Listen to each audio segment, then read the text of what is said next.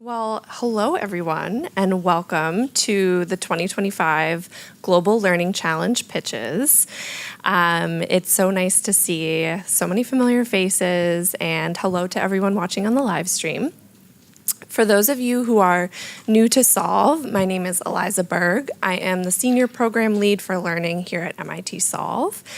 I'm joined by a few of my colleagues, one of which is Isabel, who's going to be helping out with this session. Thank you, Isabel.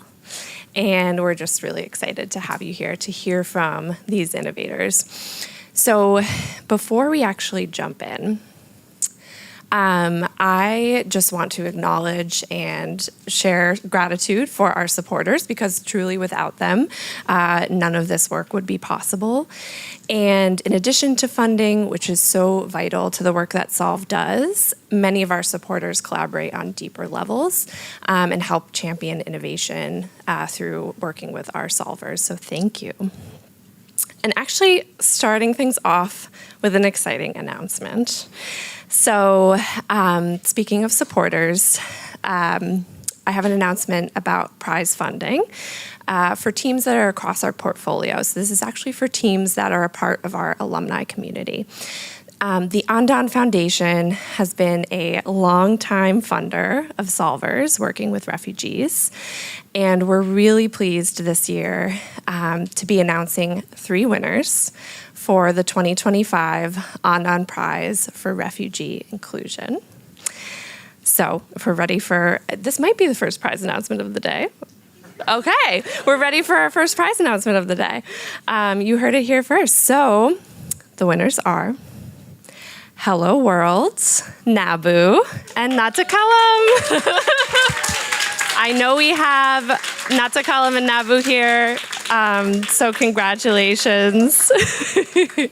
Congratulations to those teams. All right, so now maybe we got some of our jitters out, a little bit of excitement.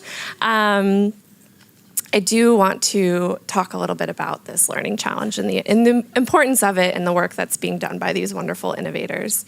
So I'm sure many of us in this room, probably all of us, share the belief that quality education is a powerful tool for expanding opportunity and unlocking human potential.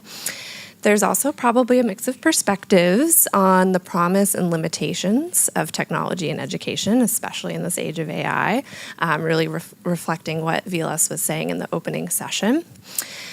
But this is why it's so important to support solutions that are thinking critically about the opportunities and challenges that new technologies present for education, and those that are designing their products, their programs, and their services with and for learners who have historically been furthest from those opportunities.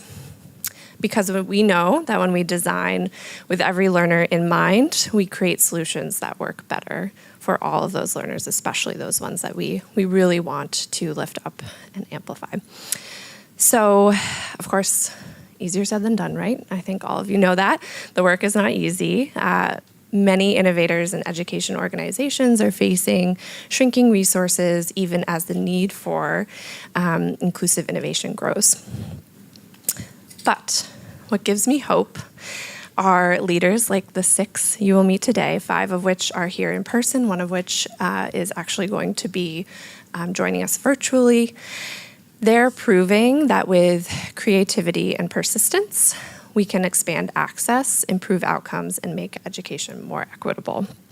So this session is all about meeting the 6 incredible innovators who are helping to answer this question. How can we make quality learning opportunities more accessible while improving outcomes for all learners? And folks who are just joining, feel free, there's some seats over on this side. Feel free to come in. All right. So these teams have come a long way. You'll hear this. This will be a theme throughout the day. But truly, it is incredible how far they have come to get here, not just geographically speaking. So we received 678 solutions, applications from 93 different countries this year for the Global Learning Challenge.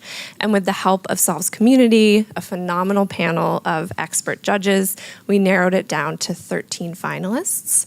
And finally, the 6 solver teams you'll meet. They've traveled to here from as close as New Jersey and Boston, and as far as South Korea, Guatemala, and Colombia. You'll hear more about that in a minute. Speaking of those expert judges, I do want to take a moment to say thank you, truly. They volunteered their time to select these teams. Some of them are in the room today. If you want to give a little wave, I see some of you. Yay! Thank you, judges. Thank you so much for your time and for your expertise in working with us on this process. All right. We're going to get right into it. So how the session will work is each team is going to tell you about their work. They're doing 3-minute pitches. They're going to talk a little bit about what they might need to get their impact to the next level. And then we're going to have a networking opportunity. So you'll have a time to meet everyone, to chat with them. Even if you don't have a chance to meet with them today, please, reach out to us, reach out to them. We would love to help you connect afterwards. All right, are we ready to hear from our solvers? Yes? Okay.